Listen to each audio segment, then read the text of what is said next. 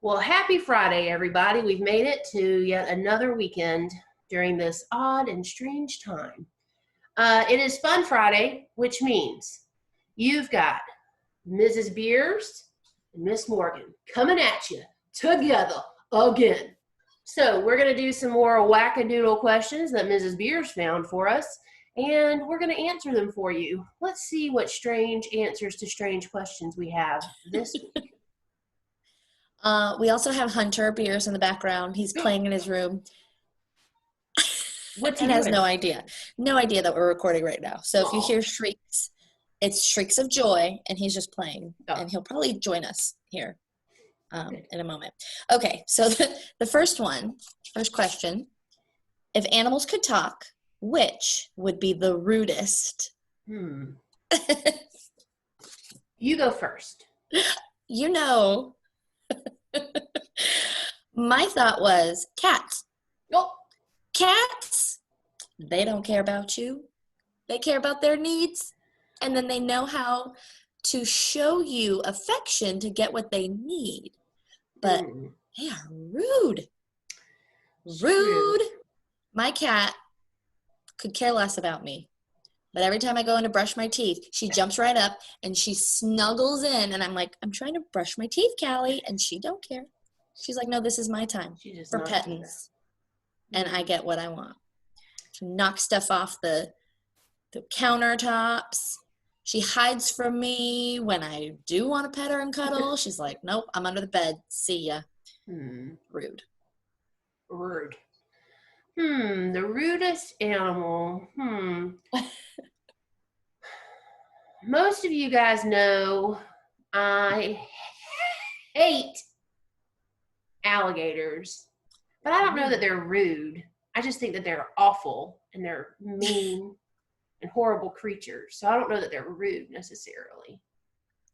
If it had a personality like a human, they would just be angry alligators. and bitter. I think alligators are just angry and bitter. Probably because they've been around for so long and they're like, we're done already. Yeah, they'd be old and they're like curmudgeon. Can you imagine curmudgeonly old men? Curmudgeons can be rude. Yeah, but they're not. That's not the vibe you're getting. Yeah, they're not rude. A rude animal. I was thinking cats too, but I want to pick something different. What about our feathered friends? I think of certain feathered friends being rude. Oh, seagulls. Seagulls are rude. Because, first of all, you give them one breadcrumb on the beach, and then they just get greedy, and they all flock together, and then they take over your beach, and they poop on you. So, 2 traumatic experiences for Miss Morgan with seagulls. The first one at a young age of 3. I was on the jetties of Jekyll Island. Picture it. Jekyll Island, down in South Georgia. Cute little baby Miss Morgan, 3 years old, with a strawberry cupcake. And a seagull swoops down and takes the entire strawberry cupcake out of my sweet, chubby little hand. Rude. Very rude. Then I'm going to close my door because Hunter is on a roll right now. Sure. I'm going to close my door so he doesn't interrupt you. Then, fast forward about 12 years. Miss Morgan's in high school, sitting outside with her friends, having lunch. Seagull flies overhead during high school, a very formative time, and poops. Where does it land? In Miss Morgan's beautiful hair. So, I've had a seagull steal from me, and I've had a seagull poop in my hair. Rude. Both very rude. Seagulls, rude animals. That's my final answer. Good morning, Hannah.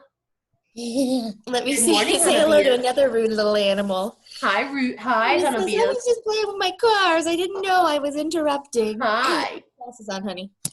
All right, next question. Ooh, this is a big deal in our house.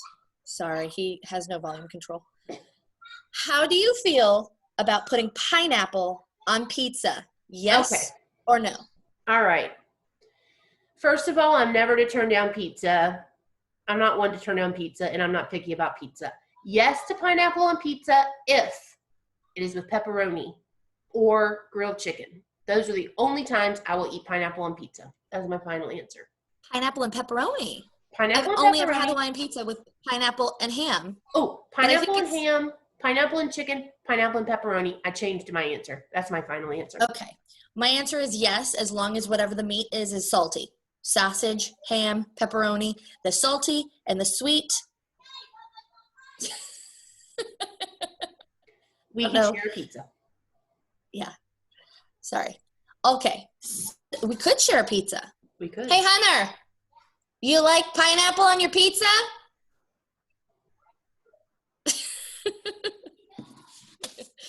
All right. Next question. You didn't like this question, but I think it's funny. What is the weirdest smell you have ever smelled? Y'all ever go to an aquarium? You got the wet, you got the dry, you got the musty. It's fishy, but it's not like extra, I don't know. It's a weird smell in an aquarium. Can't quite put your finger on it. It's not horrible. It's not good. It's a weird smell. I'm really struggling with this one too. These questions are difficult for me today. All right. I'm going to have to go with the weirdest smell that I've ever smelled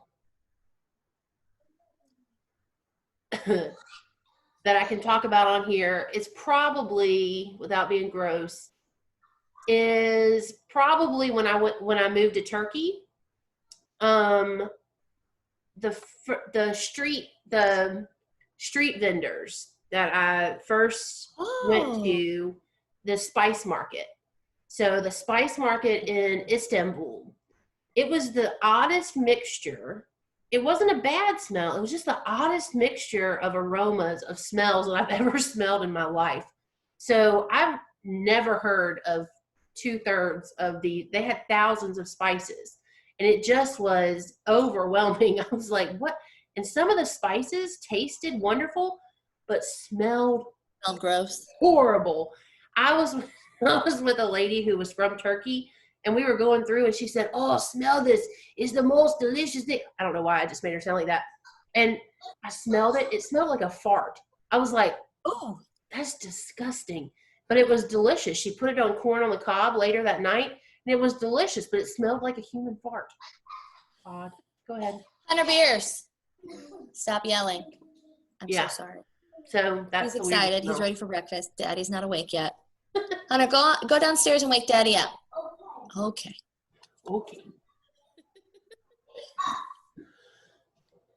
Okay. It's a good one. You first. What is the funniest nickname you have been given or that you have given others? The funniest nickname I've ever been given was given to me by my nephew, Rhodes. Rhodes has a speech impediment, and he was slow to speak. So he didn't speak until he was a little bit older than kids typically speak. So he couldn't say Emily, so he couldn't call me Aunt Emily. So he started calling me Nong Nong. And it stuck. So both of my nephews call me Nong Nong instead of Emily. So we go out in public and they yell, "Nong Nong, come here." And everybody looks around like, who is Nong Nong? And it's me. And when I came home from Turkey, I'd been gone for a year. And when I got off the plane, Rhodes was standing there dressed as an alligator, by the way, with a sign that says, "Have you seen my Nong Nong?" So that is the funniest nickname I've ever gotten. And it's really cute because I had a great aunt that everybody called Tic Tac, and she was like everyone's favorite aunt. So she was our great aunt Tic Tac. So now I'm Aunt Nong Nong, and I guess one day I'll be great Aunt Nong Nong. So that's the funniest name I've ever gotten. That's exciting. Do you have one that you've called somebody else? I am going to close the store. Let's see. A nickname that I've called someone else. I used to call my friend Kevin Farfig Newton in middle school because that was something on a commercial. I mean, I've had nicknames for friends through the years that were pretty silly, but I think the funniest one I've been called is Nong Nong, and probably Farfig Newton in middle school for Kevin, and then other nicknames through the years, but I think that's probably the funniest.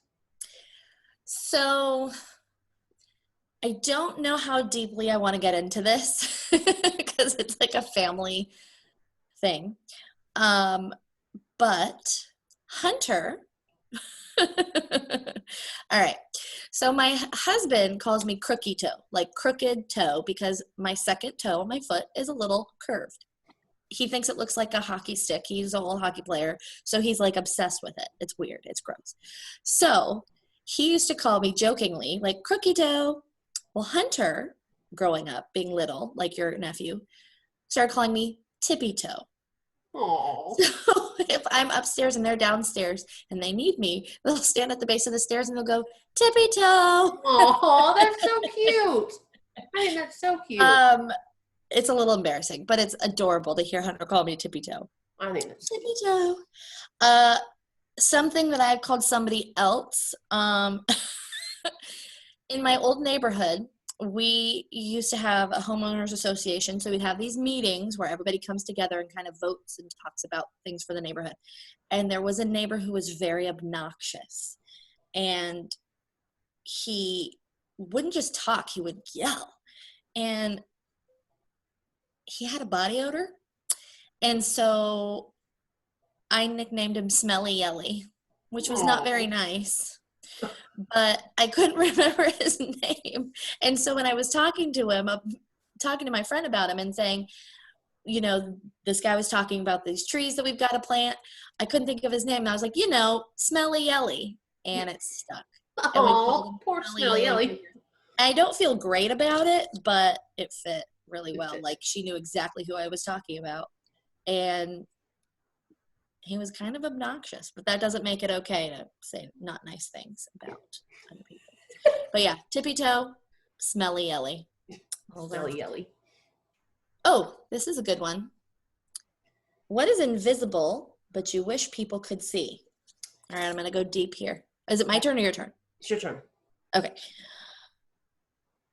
Okay, so I wish people, and kids especially, could see how much people believe in them and are impressed with them.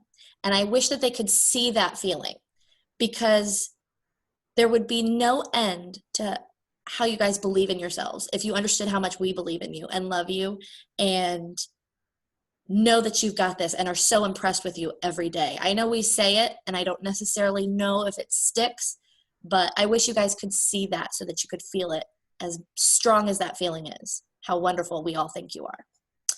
Okay, before I cry, your turn. I was going to say something similar. I was going to say, I wish that people could see something invisible that I wish people could see was love, but you kind of touched on that. So I also wish that people could see each other's insecurities. Like, I wish people could see other people's things that they don't feel good about. So they understand that everybody has those. So they understand that everybody feels bad about themselves about something, or everyone's scared the first day of school, or everyone's, worried on the playground sometimes or at lunch sometimes. So I kind of wish that everyone could see people and their own insecurities sometimes. So my first answer would be love. Like, I wish everyone, not just kids, but everyone could see how much love there is, or everyone could see each other's similarities. So sometimes we focus on what makes everyone different. I kind of wish everyone could see what makes things so similar and so much the same, and what bonds us together as humans and humanity. So again, kind of a deep answer.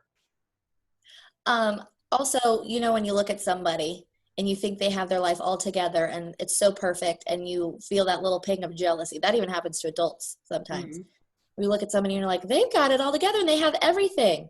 And then you see, if you could see deeply what was going on in their lives, you would know that nobody has it all together. Yeah. Okay, so on a lighter note. You just made a face. Yeah. So on a lighter note, okay, so we've gone deep. On a lighter note, I wish. Lift it up. I could see what calories look like, or what fat grams look like on my body before I eat something. So when I see a piece of cake in the grocery store, I wish I could already see what those calories or sugar would look like processed. Wouldn't that be amazing? Look, No, there's a piece of I want to cake. eat that Oh, cookie wait, and I there want it to live is. in denial. So that's one. Yep. I wish I could see calories for what they really were. They weren't just on the side of a box. There you go. All right. Well, it's been a wonderful, fun Friday, Miss Morgan. I love you so much. What else? What else can we see that would be fun? What else is invisible that would be fun to see? My patience level as I hear the refrigerator door is opening downstairs and it's dinging and it's still open.